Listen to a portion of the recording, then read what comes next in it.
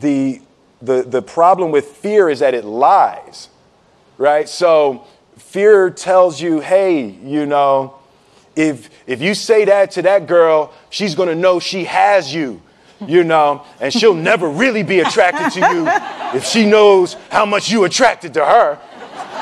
Don't say that. No, how we get her is when she walks by, ignore her.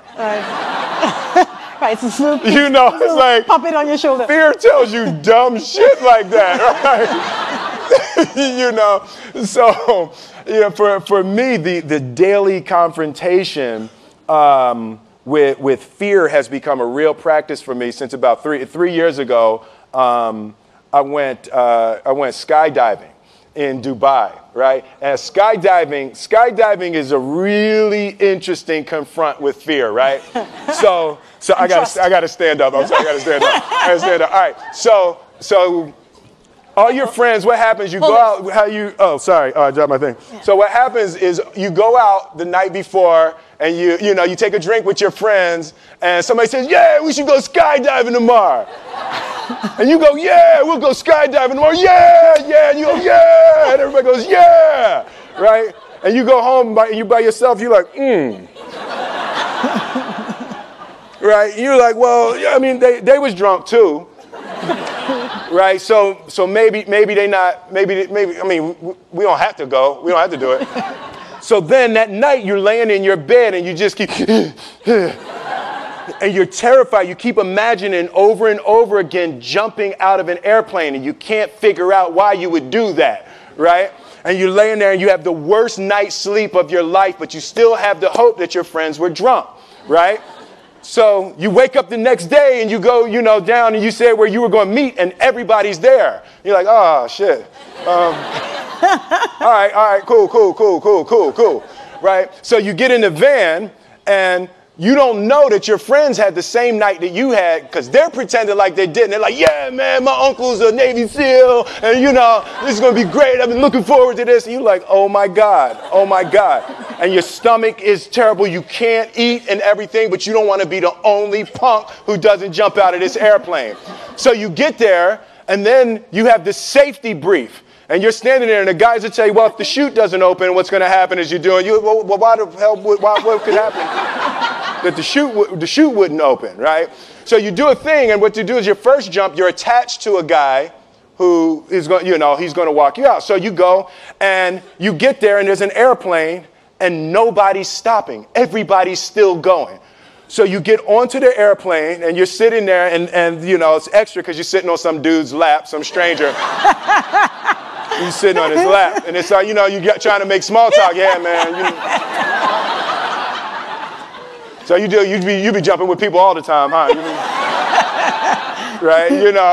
So, and then you just want to make sure, you got kids, right? You got people you need to see, right? You just want to make sure he's serious, right? So you get in there. So everything's normal. So you fly and you go up to 14,000 feet, and somebody opens the door. And in that moment, you realize you've never been in a freaking airplane with the door open. Right? Terror. Oh, sorry, I'm spitting. I'm sorry. Oh, sorry. No, terror. Right? So you go, and then, if you were smart, you sat in the back so you don't go first, right? And then people start going out of the airplane. And you go, and the guy walks you up to the end of the thing, and you're standing, and your toes are on the edge, and you're looking out down to death. And they say, on 3. And they say, 1, 2, and he pushes you on 2 because people grab on 3, right? Right? And you go, and you fall out of the airplane, and in 1 second, you realize that it's the most blissful experience of your life. You're flying, right? It doesn't feel like falling, right? It's like you actually are kind of held a little bit by the wind, and then you start falling, and there's zero fear. You realize that the point of maximum danger is the point of minimum fear.